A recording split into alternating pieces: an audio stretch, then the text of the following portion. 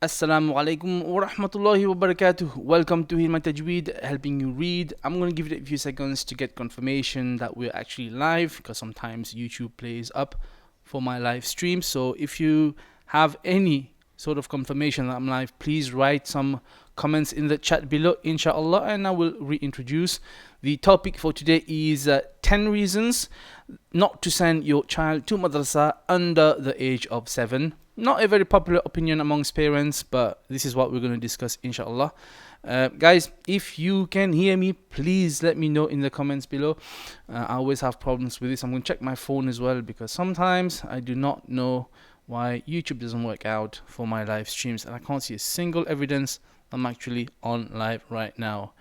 This is strange. Okay, I'm waiting for confirmation. Anyone who is seeing me live stream right now, please write a message below. No, I still can't see anything for some reason. I don't know why it doesn't work. It says the internet can see me, but I think we're live. Okay, inshallah. Okay, let me start again. Assalamu alaikum wa rahmatullahi wa barakatuh. Yep, I've just checked. We're live on. Okay. Alhamdulillah. Okay, so do not send your child to madrasa under the age of 7.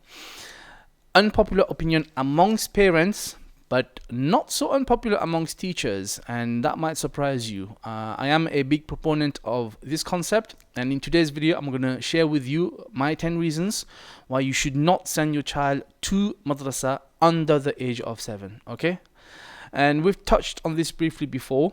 Inshallah, we're going to do this again and expand a bit more. And there is a video I did which is called Madrassah Rant. It was about a year ago. I'll put a link up there and in the description below at a later stage for you to go and watch it. It may give you a bit more context to this whole notion.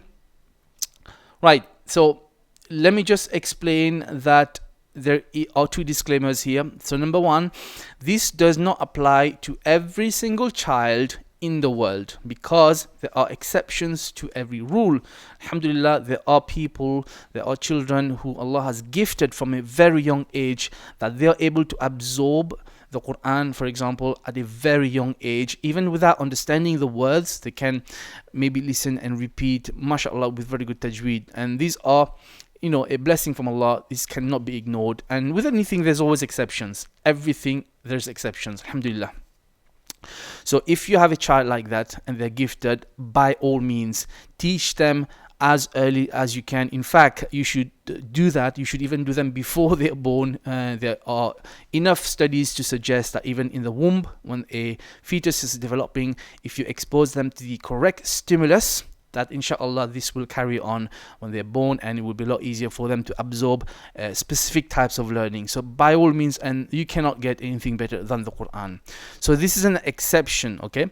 And number 2, that when I say 7 years of age, I mean the Islamic calendar, right? And number 3, the last one, I don't mean that you should not teach your child. That's not what I'm saying. In fact, that's exactly the opposite of what I'm saying. I'm saying you should not send them to a traditional madrasa setting, which usually is after school, weekdays, Monday to Friday, maybe something like 5 to 7 p.m. Sometimes it's weekend. It's a very traditional madrasa where, we just go and sit down and read and do the whole thing, learn a few Islamic sciences and stuff. So that's what I mean. I don't mean... Again, I do not mean that you should not teach them. You should absolutely teach them as young as possible. Here today, we are talking about a madrasa setting, a traditional one. Now let's get on, inshallah. So the first reason, number 1, should be enough for most of us, is the very famous quote, the hadith from Rasulullah sallallahu alaihi wasallam, and it is an authentic narration. It is not disputed by anyone, no matter what madhab you adhere to or opinions you follow, that the Rasulullah sallallahu alaihi wasallam said to us to teach your child to pray from the age of 7. And the hadith continues, obviously. You know this hadith very well, okay? I'm not here to discuss tafsir. I'm not qualified to do so. And if you want to know the exact tafsir of this hadith, please find a scholar, find some tafsir classes to do. So we're going to take examples, and the general understanding of this hadith is: teach your child from the age of 7 to pray. Now, some people will get very pedantic on this. They will start talking about semantics and say, well, this is talking about prayer only and nothing to do about going to madrasa. I have no time to be debating with you, unfortunately. This is not the the platform for this. Understand what you want to understand. I'm going to give you the practical understanding from my end, not the tafsir, not the fiqh understanding, okay? Now, so it should be enough that Allah and His Messenger knows best, sallallahu alaihi wasallam, okay? Most of us, unfortunately, including myself sometimes, we try to rationalize in our own limited understanding when we are given a command. Some people will even argue whether the hadith, is that a command, is that an order, is that just a suggestion, is it something fiqh based, which means it possibly can change with time or be adapted to, and Allah knows best. There's a whole lot of trail that goes with that. It's not enough for many of us just to hear something and just to abide by it. We hear and we obey, it should be enough. So if we're supposed to teach our children to pray from the age of 7, what about madrasa? It should be enough to say, well, just wait a bit more until they're 7 to send them to madrasa, okay? And a lot of parents, I know, will probably disagree and say, how dare you, why can't you teach your child to pray from why can't they just play around? And that's fine. You should do that. Let them play. And when you're praying, in fact, it's very cute to watch babies, toddlers trying to pray with you. And this is absolutely encouraged. You should do that. But here's the point. It says to let them play. And play is very important for a child's development, okay? Nothing here is saying that you should formally start to teach them to learn to pray with all the ahkam of salah and all the tajweed and all the du'as and all of that. Not formally anyway. The developmental stages of the child means that through play, through them being with you while you pray and messing about with you, even climbing on top of you, no problem. This is all in the sunnah, alhamdulillah, not a problem. Okay, so I hope we're clear on this. So just based on that, you should think twice. If our Prophet ﷺ has told us from the age of 7, not under, there is a wisdom behind it. Think, okay? But if that's not enough, and I know for a lot of people it's not enough, they're going to start arguing with me and debating. Khalas, no problem. Let's move to reason number 2. And for reason number 2, this is that a lot of parents just want a very cheap babysitting experience. And let me explain. Wa alaikum salam wa rahmatullahi wa barakatuh. Amina Frajani and Salahuddin Ayubi, welcome. Feel free to write some things in the comment below if you want, but I'll take questions at the end of the 10 reasons, inshallah. And also, to keep you engaged, today is Friday. If you would kindly write down in the comments some of the sunans of Jum'ah, that would benefit all of us, inshallah. Okay? As many as you can, and as many as you remember. Alright, so number 2, I said that a lot of parents, they just want a cheap babysitting experience.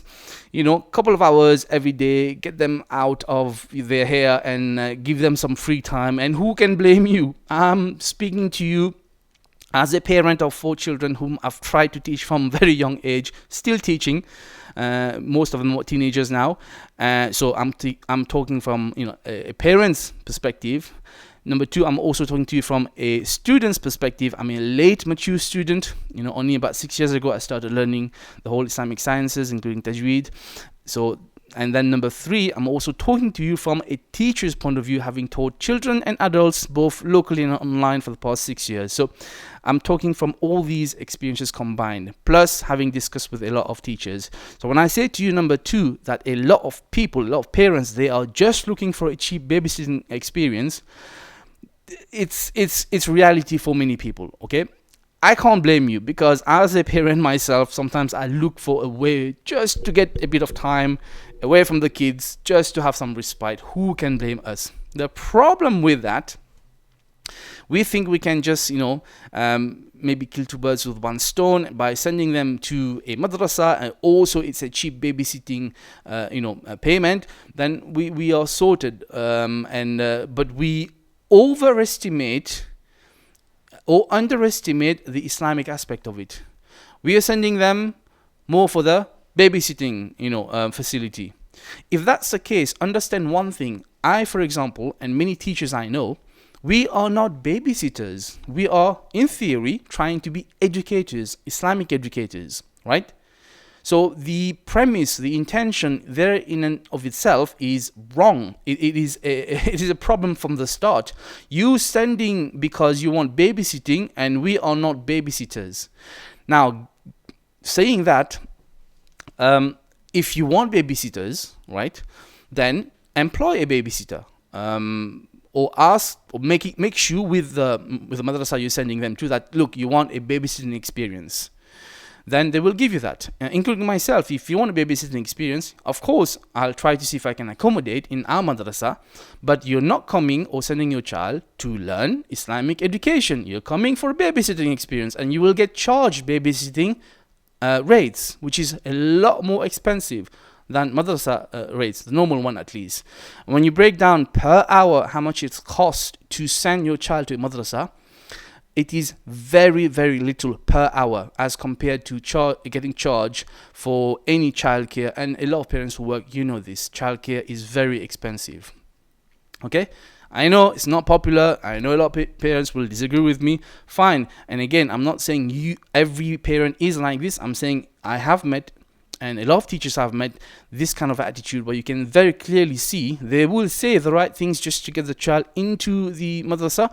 Once they're there, they couldn't be bothered. It's just, child is there somewhere. Yeah, they're learning Islam, whatever. For they're with a babysitter in their mind, really and truly, and that's quite saddening.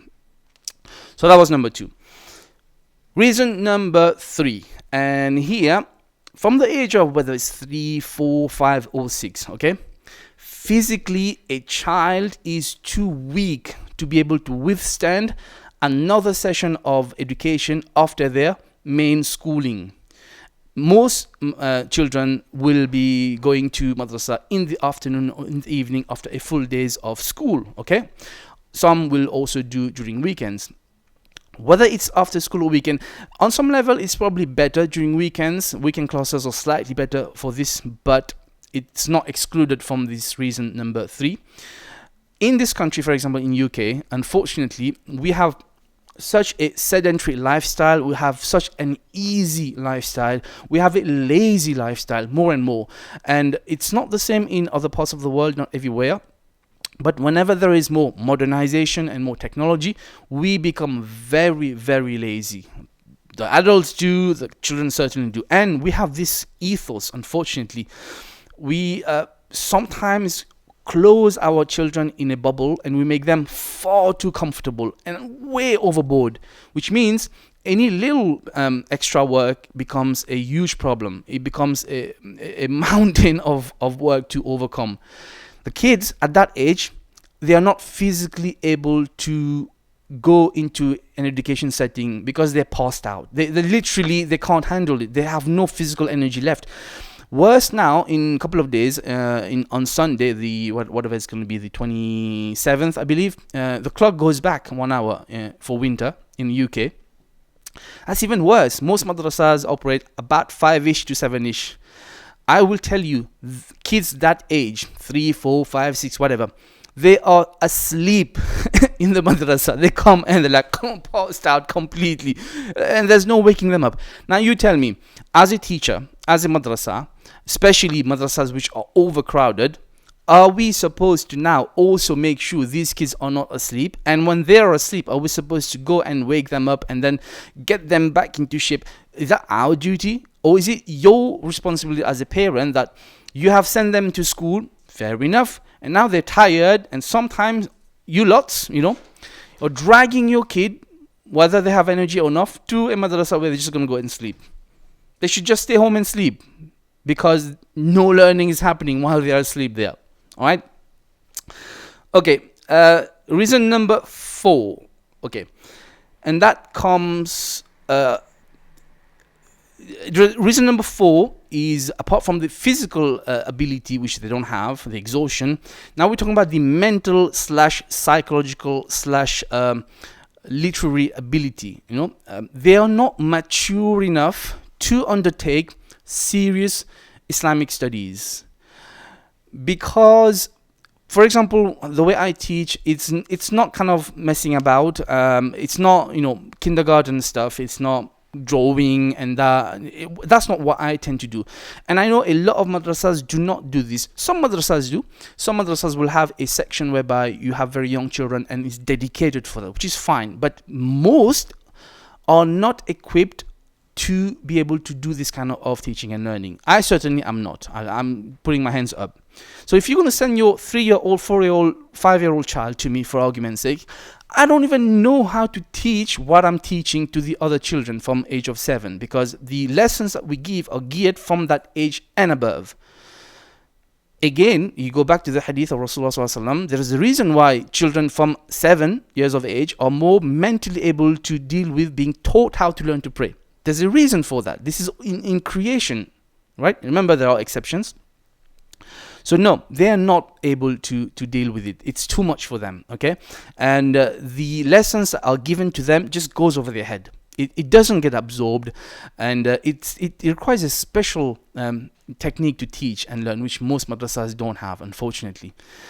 So no, they can't do it, not mentally, all right? Okay, moving on. Reason number 5. So now we move to the behavior aspect, and my God, this is a problem. Unfortunately, hyperactivity has become a big problem. There are many causes. This is a medical issue, right? But one of the causes is the inability to focus the attention. A lot of it is attributed to sugar intake, too much sugar. So they get hyper excited, and parents keep feeding fizzy drinks and chocolate and junk, and so they're hyper excited, especially after school. They don't get they don't get good food in terms of healthy food all the time. Sometimes, as a parent, I can understand you just want to put something in their mouth so that they're quiet, and now they're off to madrasa, spiked up with sugar, and the behavior escalates. That's if it's to do with a sugar-related behavior. Sometimes at that age, many times, the child is not behavior, is not, it is difficult to manage a child's behavior at that age. They are not mature. You can ask masajids as well. This is why there's a lot of masajids who insist children put them at the back, because it's just impossible to deal with them during salah in the front. The very young children, even obviously some older children do this, but generally that age, the behavior is not easy to deal with. So what tends to happen is, in most madrasas, you have one teacher, limited resources. If there is even one single child which causes problems, it disrupts the whole class. Most of the time, energy, resource is spent dealing with behavior, unnecessary behavior at that age, which should be spent teaching and learning. And no teaching and no learning happens. I can tell you this. It's a problem. You don't have to believe me. And sometimes I know if it's your own child, unfortunately, you may be biased and think, no, my child hasn't got a problem. Some parents do know the child is difficult to deal with. Some parents don't. And if you're oblivious to that, then you're not gonna see the issue. But many madrasas suffer because of behavior. The main problem is spending time dealing with behavior, which shouldn't be happening in a madrasa setting which has limited resources. And most madrasas happen in a masjid or in a very small, a smaller area. And it's very different to a school where there is much bigger. There's a better infrastructure, better training, and there are spare teachers to deal with behavior issues. They will have a whole class set aside, separate from the main class, to deal with behavior, difficult behavior. It's not the case for madrasas. So it causes problems for a lot of people. And unfortunately, many madrasas, they don't take action on this. Many parents don't want to see the problem, and they think, in fact, go back to the babysitting issue. They can't deal with the behavior at home. They send off to madrasa. Let the madrasa deal with it. Doesn't happen. So unfortunately, that's a reality. Okay, reason number 6. A lot of parents say this: oh, brother, at that age, I just want them to be in an Islamic environment. MashaAllah. Beautiful reasoning, beautiful intention. For the most part, completely wrong. And I'll tell you why. So number 1, here's what I'm going to say to you on that note. If you want an Islamic environment, how about you turn your home into an Islamic environment? For sure. Not even kidding. Are you saying to me your home is not an Islamic environment? So are you saying that after school all they do is they come home and now they are in a Jahiliya environment? I'm sure that's not the case. So why do you undersell yourself by saying you want them to go to an Islamic environment? And do you really think that just because it's a masjid or a madrasa and some sort of Islamic teaching is happening, and hopefully some sort of Islamic learning, that it is necessarily a better Islamic environment for them? No, not necessarily. We pray that it is, but it is not the reality. The reality is the best in Islamic environment is your home, that you should be concentrating and focusing your energy to make into an Islamic environment. A madrasa should be an extension of what you do at home for the teachers there to help you. Help, not take over the educating of your child. Okay? So please, don't use this excuse. You turn your home into an Islamic environment. How about you pray every now and then with your child? How about you sit with your child and watch an Islamic program every now and then? How about you maybe ask them a few questions here and then, give them a few reminders? That would be more of an Islamic environment. How about you let your child see you open up the Quran and recite? Yeah? Both parents and other members of the family. How about you do that? How about you take them masjid every now and then? That would be more of an Islamic environment, okay? How about you, I'll tell you what, nowadays, how about you try and make sure no one at the table has their phone while you guys are having dinner? How about even starting having dinner together? That would be more of an Islamic environment, I promise you, inshallah. Okay. So, yeah, that's not going to happen. I'm not here, or many teachers are not here to be a replacement for the Islamic environment that you're looking for. That should be from your home.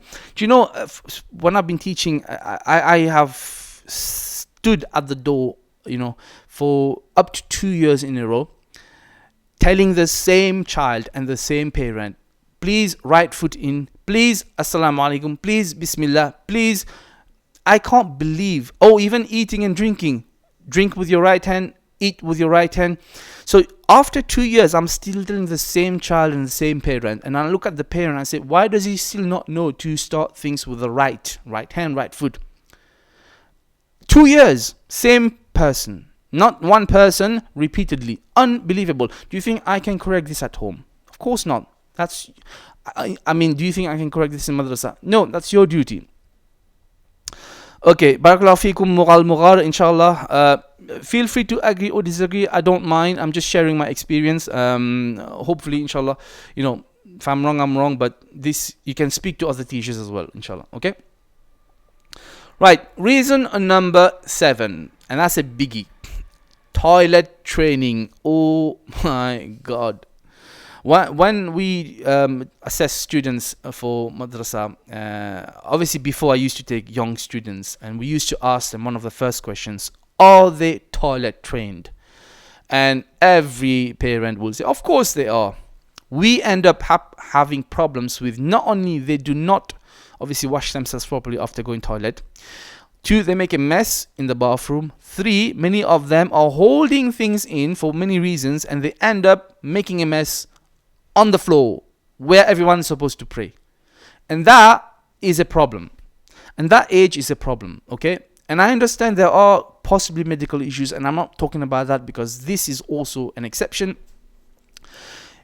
You need to be toilet training your child. And when they're very young, and very well in first world countries, a lot of parents, they take a long time to make that child come off, nappies, for example.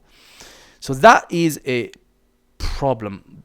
Yes, there are medical issues. Yes, there are bladder explosions. I agree with you in some situations where it's a medical issue.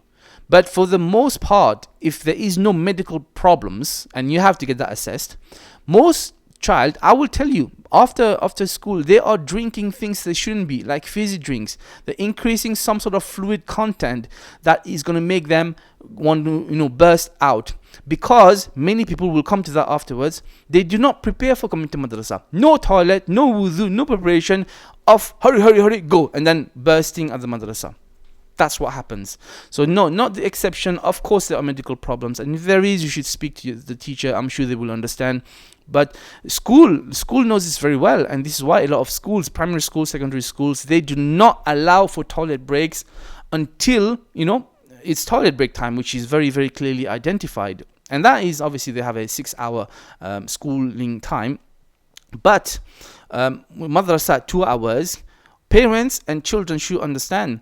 You are coming to a madrasa. You should make your wudu. You should go toilet. You should do all this stuff.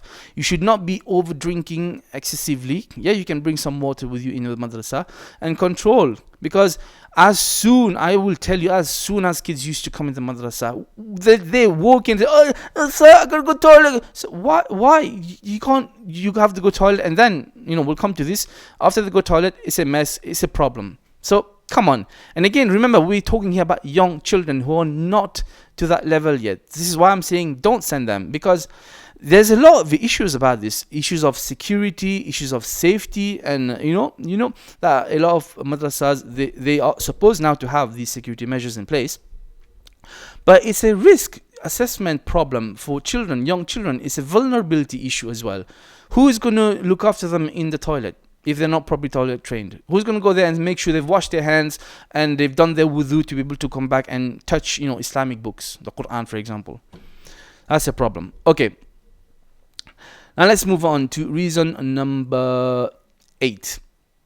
A lot of parents say that, okay, I do not know Tajweed and I don't know how and what to teach my child from basic Islamic knowledge. That's what they say usually. They're not good enough.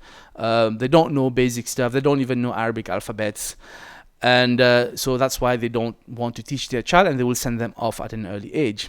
So to this I say to you, are you seriously telling me, you as a Muslim, you don't know how to pray? You don't know any du'as? You don't know any Islamic etiquettes? You don't know any stories of the prophets? That you don't know any ayah of the Quran? You don't know any hadith? Is that what you're saying, that you lack the knowledge? No one is asking you to teach them fiqh of, for example, organ donation. Who's asking you to do that? Or no one's asking you to do tafsir of a hadith. Okay? Or even tafsir of the Quran. You're supposed to teach your child basic stuff, like I mentioned earlier, start things with the right hand or the right foot, going to the toilet, basic du'as, basic understanding. And if you're telling me you don't even know how to do the basic stuff, then you've got a bigger problem than trying to find a madrasa for your child, because no matter what we teach your child, unless Allah decides otherwise, that child is not going to be a good Muslim, and because you yourself are not a good Muslim if you lack those basic stuff. If your reasoning is because you do not have the basic understanding and knowledge of Islam. I hope this is clear. I'm not trying to belittle anyone. I'm saying if you use that argument that the reason you don't teach them is because you don't know anything, that's nonsense. Besides, you have learned how to use your smartphone correct, which you were not born with, which is a recent thing. And if you can learn to do this, alongside you've learned probably how to drive, how to do a lot of things in life, you can learn and teach your child. That's what I'm saying. Okay? Right. Reason number 9. When parents do say they do have some basic knowledge when it comes to things like how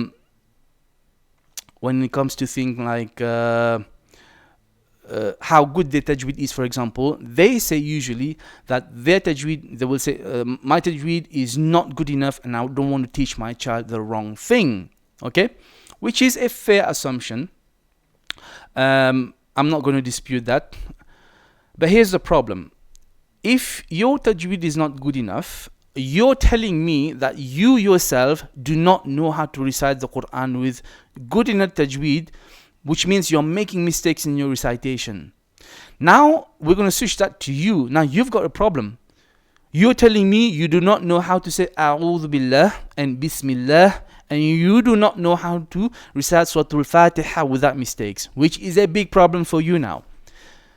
Because, again, no one's asking you to sit with your child and teach them the whole Quran. No one's asking you to sit with them and teach them rules of tajweed.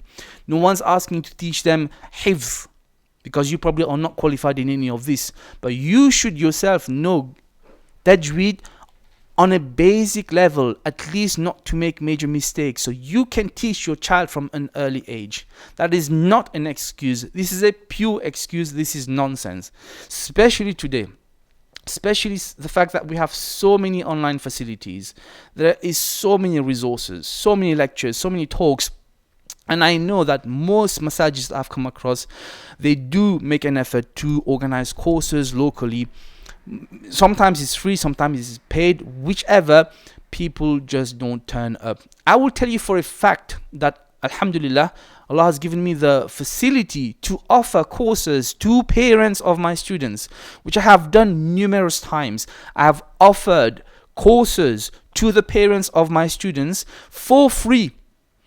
Not a single parent till today has taken up the facility. No one. Because you don't want to. So don't blame the fact that you don't know Tajweed good enough or anything good enough to be able to teach. This is on you. This is no one's fault but your own. And I'm not the only one. Like I said, many massages to offer courses.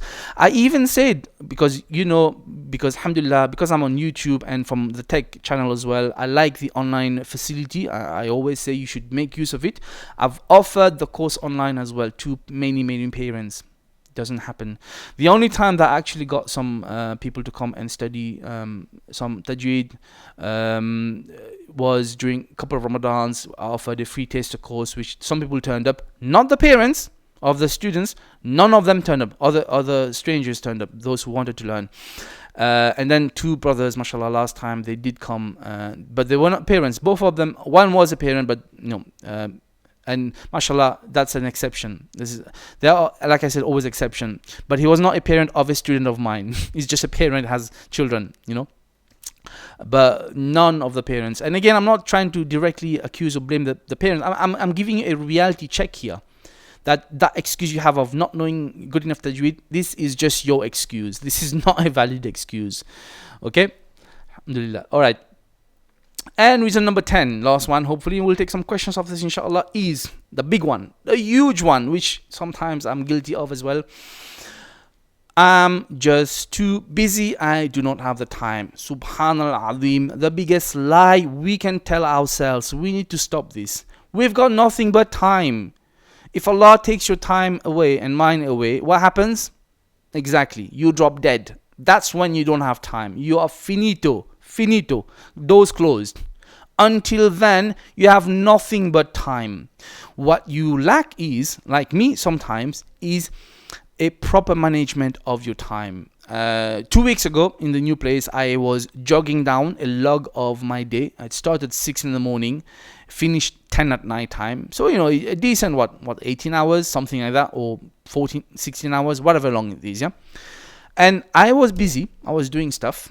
But because I was logging in each and every activity I was doing, at the end of the day, I sat down and made calculations, and I found out that although I was busy, but I mismanaged close to 2.5 hours of that day. 2.5 hours. Do you know how many things you can do in 2.5 hours per day? You could do a whole PhD course in a couple of years with that time. So I don't have the excuse, but I do use the excuse sometimes. However, if I told you that I don't have time, I'd be lying to you. And if you're telling me you don't have time, you're lying to yourself, you're lying to everyone. Because you do have time, you just lack the proper management of that time. That's it. And I'm sorry, you have time because you watch football, you watch dramas, you're on YouTube, you're online, you're researching, and you waste time in traffic, in queue, because you don't prepare or plan your day according to good time management. Again, go learn some time management. You will have the time. So on that note, one more thing about time. I did a video during Ramadan, alhamdulillah, and it was a bit of a catchy title, how you can recite the whole Quran during Ramadan from 5 minutes at a time. Do you know how long it takes for any reciter, any fluent reciter or a student of Tajweed to recite one whole page of the Mus'haf, of the 15-line, Mus'haf?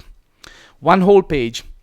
we did a calculation. It can vary, but it can take you between 2 and 3 minutes with a reasonable speed without many mistakes. So you can read 2 pages in 5 minutes. My students, certainly, they have to get to a level where they can very, very fluently recite 2 pages within 5 minutes. That's the aim, alhamdulillah. And in that way, you can watch the video I'll put up there in the description below, that in Ramadan, just 5 minutes at a time, you can recite the whole Quran easily, very easily.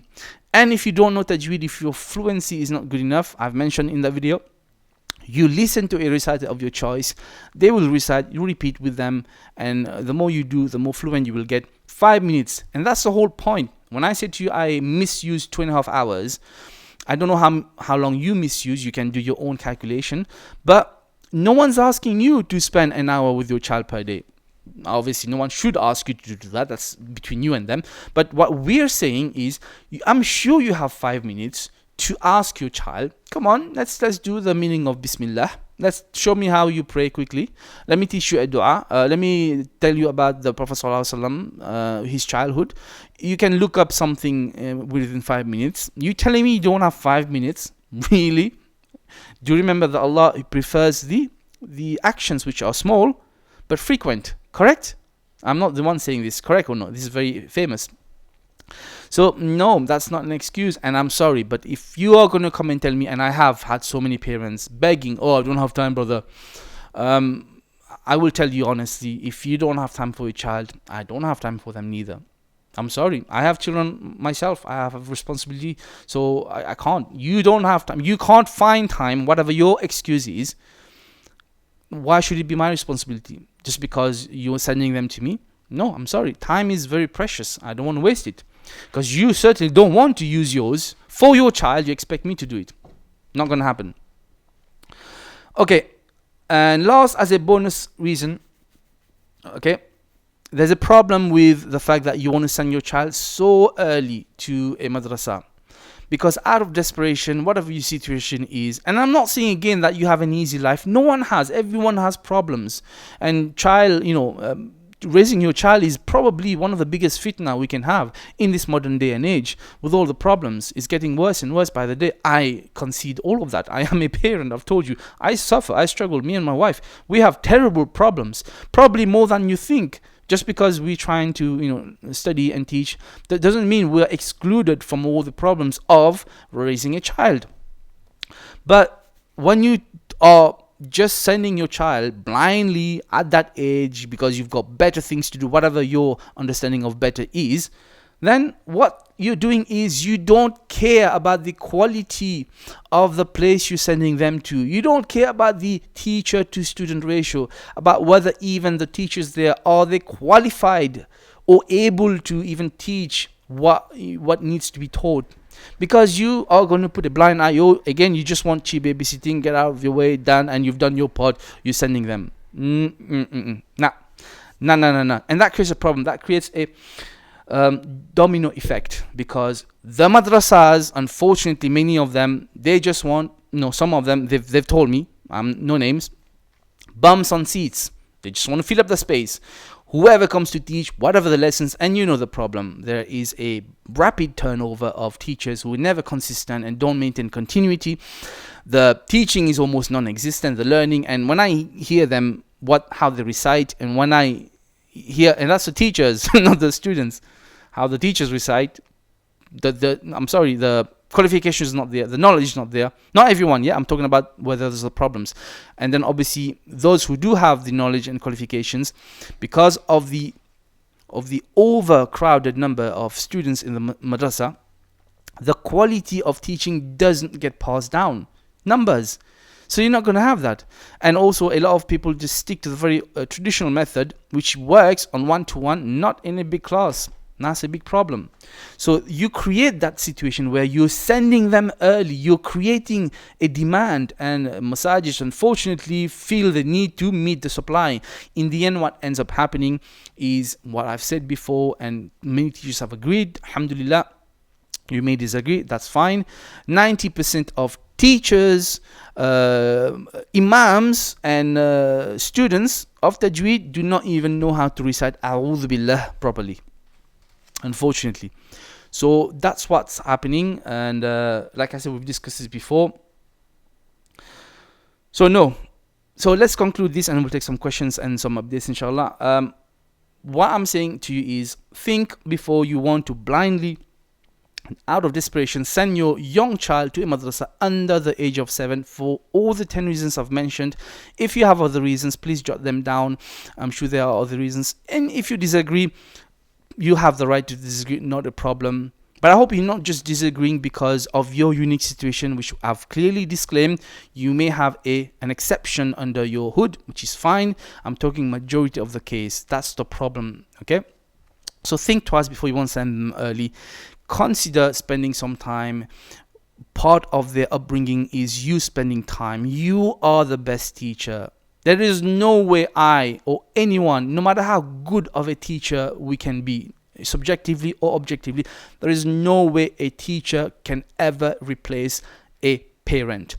A caring parent who takes the responsibility, you can't replace that. It's not going to happen. Especially nowadays, the tablet, the iPad, the iPhone, the Android is not a replacement for your teaching them or for your spending time with them. And it doesn't have to be strict. It can be playful. There are so many online resources, so many written resources that you can make use of. Especially, alhamdulillah, with us, that's what I'm trying to do, is to create that platform to facilitate as much as possible, so you have no excuse. The only excuse is going to be yourself. So please think twice, and make sure, I would encourage you, you should be the example for them. You should learn yourself, and you should find a teacher, find classes, structured ones. In the very least, if you can't teach them consistently and constantly, if you start learning, at least you will know what they are learning. You can test them, and you will not be taken for a ride, because you can get conned with, there's a lot of cowboy teachers out there and institutions who are just taking your money and no learning is happening, or at least not the correct learning. Okay, inshallah. So there's probably something else that I've missed, don't remember. And if I've offended anyone, I don't mean to offend anyone, but unfortunately I've learned the hard way that whatever you say, obviously we make mistakes, and any mistakes I've said today and any other time is from myself and shaitan. Any goodness is from Allah. But also I've learned something: no matter what you do online or anytime you make something public, there will always be people disagreeing. You can't please everyone. So I'm hoping at least the people who need to reach have understood the message. And if you want to come and study with us as a parent, I will highly encourage it. You should be the one to give example to your child. They will look up to you at that age, and you're the best teacher. So we will help you learn, whether it's locally or online. Inshallah, if you got any questions, you can put them down while I give you some updates. So this week is half term. I was planning to do some online sessions as a taster course. It hasn't happened because I sent out a message to say I need some help. But unfortunately, I haven't had the help that is needed to be able to hold these, taster courses locally. So I'm still looking for, number one, help. If you can come and help physically at my location, you will find the details in the description below and on the social media, HealMyTajweed. I want to hold some classes. We can also stream them at the same time, and I do need help for that. That's for adults and for children. So from next week, inshallah, the 1st of November, officially we're going to start the madrasa, and I have some leaflets to distribute from tomorrow. I will send out messages on all the social media and on YouTube as well. And the third announcement is for the Reverts free course, which I mentioned last week. I've posted up the messages. I have, alhamdulillah, a lot of interest from people, but only for online. And it's going to be difficult to hold only online sessions because of the problem with delay and lag of internet, and it's not that simple. I was hoping to have at least a few people locally that I will be able to teach them, and that lesson will be streamed online, and we will document that journey. So far, not a single person have come forward to say they want to start locally, and I'm waiting for that, inshallah. I do not want to do this online only for the for the full documentation. There are far too many complications for that. But inshallah, we will try to work around that So keep updated, keep in touch with myself on the social media and on here. I will update you to try and join. Okay, so there's a question here. Risalatul Falah Bidi. I'm sorry if I'm pronouncing your name wrong. Is YouTube income halal? Habibi, I am not a scholar to be able to give you any fatwa on halal or haram. Wrong channel, okay? So you need to find a scholar and ask them about that. When it comes to halal, haram income, there are so many opinions on anything. Please, I cannot answer any fiqh questions. I'm not qualified for this, okay? Inshallah. Sorry, I can't help. Any other questions? Don't send me fiqh questions, guys. I've said it before. I'm not a qualified scholar. I cannot do that. You can send me tajweed questions, inshallah. General basic questions, which I can help with. I'm more of a facilitator. But then again, Risalatul Falah, it depends what you mean by YouTube income. YouTube in and of itself doesn't give you any income. You get income from a lot of platforms through YouTube. So you have to be very specific, okay? So I don't know what you mean. Again, but even if you did, you have to go to a scholar and explain exactly what do you mean by YouTube income. Do you mean as an employee of YouTube, or doing these kind of things, or sponsorship, or donations? There's a lot of types of income, so you have to be very specific, okay? When you go ask the scholar, inshallah. Okay, so those are the updates. So the online platform that I have been able to try so far is Zoom, which is a very famous conferencing online platform. The free account gives 40 minutes of free lessons, classes that can be done, and no more than that. I think 40 minutes is recorded, so we can use that, inshallah. Okay, but like I mentioned, I want the local people to attend. Then we can make that free for everyone, because we'll teach them and then we'll stream that. So far, no one has. And if I have no people physically to teach, it's going to be difficult to offer that online for free. But we can use Zoom as a taster. So next week I will update you. I'll give you a link to come and join an online first week of taster course. Get to know each other. We'll talk about the system, how we're going to teach, inshallah. That's for the reverts. And so the way to do this, so you're gonna have to send me your email address, because I will only send you an invite link through an email. It's not going to be a public forum, because there'll be too many people. We can't control that. It'll be over flooded. Okay, so if you're interested, watch out on the social media and YouTube. There will be a way for you to register your email, and then I will send you a link to join the class, inshallah, for the reverts. Now for the adults, from hopefully today I'm getting my leaflets. I'll send it out, and also electronically. Then we'll also take details of those who are interested. We'll send them the details to come and join locally, and we'll try to stream that. But again, I'm reminding everyone, I do not want to do the online as a main source of teaching and learning. It is not ideal. We need to have some local people, and if I don't have any local people, it's going to be difficult, near to impossible, to just do it online, because I have limited resources. I hope you understand, unless you want to come and help, inshallah. Okay, khair. So that's it. I think we'll give that a close today. What time is it now? It's 3:20. Just to remind everyone, inshallah, today is still Jum'ah. There are sunans of Jum'ah Friday that you can still do until Maghrib time, and I hope you can. And no one has given any sunans of Jummah today, which is fine, no problem. Okay, Sid Khan said parents don't even teach their kids how to use the bathroom or do anything at all, not even eating or talking. It's public schools, YouTube, and Jake Paul who teach them how to live life. Subhanallah, Sid Khan, you're so correct in more ways than you know. I don't want to talk too much about this, but in UK right now, like, there's an SRE/RSE issue, which is going to be made legal and obligatory, parts of it at least, from next year. And if you haven't heard it, you should check it out and join some groups which are dealing with this.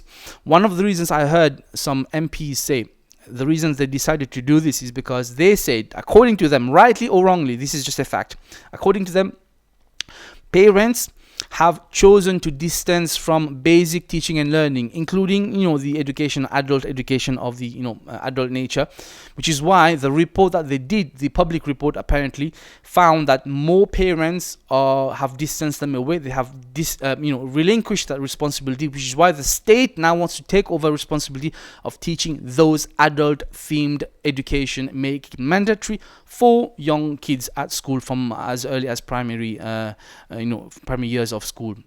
Which sounds okay. They're using their arguments, whether rightly or wrongly, but you can't ignore the fact that they are correct in stating parents are not paying attention to their child, because who is, like you mentioned, YouTube, obviously, Jake Paul, nowadays TikTok, Snapchat, Twitter, all this nonsense, which at the end of the day is a platform, is a tool, but unfortunately we are misusing it. And the second problem that's had as an effect, you may know or not, in January of 2020, YouTube are obviously always responding to changes, whether it's coming from legislation or not. They are coming down even more strong now on a lot of channels, going to make kids channels a thing of a problem, because people have misused kids channel. When parents have LinkedIn or have created a YouTube account, you're supposed to be 13 years and above, and those content would have been watched by adults or at least 13 years and above. Unfortunately, what's ended up happening, parents have given 24/7 access to the internet through whatever device, unrestricted, and they watch anything and everything. And we have had various situation even on YouTube whereby there was, what was it called, that thing about the the kids cartoon problem. I can't remember the name of it. I've done a video on this on the other channel, but you know what I'm talking about. So that's a huge problem, and they are right. So again, this is a big problem with the social media and with the giving of a smartphone to a 5-year-old, even under. £1,000 smartphone is being given to a 5-year-old or under to watch whatever they want. That's ridiculous. And no one is saying not to give them, but we're saying that how about some control? How about some boundaries? How about putting some parents guidelines and restrictions and some form of control? How about not giving them 24/7 access? How about that? Yeah, that's not impossible. That's your fault, not anyone else. You're giving that device, and no one is saying not to give them access to the internet, but you can give that through other methods. Does it have to be a smartphone or a tablet that they have with them constantly 24/7? Does it have to be that way? Do they have to sit and watch something for you to feed them? Otherwise they won't behave. So the solution, right, not to say this is a problem, the misuse of it is a problem. The solution is, how about you get some parenting skills up your alley. And again, I'm not trying to distinguish myself from this whole lot, because I am included in this. Me and my wife, we struggle with finding a reasonable way of being able to use these tools and provide for the kids, and trying to keep some form of control. It is very difficult, very, very difficult, and it always calls for revising the strategy. It's not shoe science, and if you have any good solutions, practical ones, I'll be the first one to come and study with you, because you need to teach me some. All I'm saying is, if we are willing to do that, let's not expect not to have problems as a parent. We do, and Allah knows best. Khair, we'll end it inshallah. So let's watch out for the local and online classes for next week, and we're starting on the 1st. And if you know anyone who wants to join, again, contact me through my social media, register your interest, send me your email, and I will put you on the course according to your individual needs, inshallah. So if there's nothing else, barakallahu feekum. And before you go, please remember to subscribe, enable the bell notification icon. I also have a second channel, which is my main channel. It's called HealMyTech. Details will be up there or in the description below. This is where I teach about tech stuff, nothing to do with Tajweed or Islam. And I have forgot to mention from a long time, I will stop putting them. I have Amazon affiliate links. Please, if it's linked to my tech channel, but if you use them, Even if you don't buy anything, you browse. Even if you don't buy that object or that link specifically, but use the link to browse and buy whatever you want, the channel will get a small kickback, inshallah. And as long as you're buying something halal, that inshallah will be completely halal. If you're buying something halal, it's a referral link. I get a small commission, very tiny, like penny. It will help the channel, inshallah. So the answer to this question, Risalatul Fala BD, for example, affiliate. This is called affiliate. Not marketing, is affiliate income, whatever you call that. This is a halal thing as long as you're not selling anything haram. Okay, I hope inshallah this is clear. Okay, jazakallah khairan for staying. This was Ashik from HealMyTajweed, helping you read. Assalamu alaikum wa rahmatullahi wa barakatuh.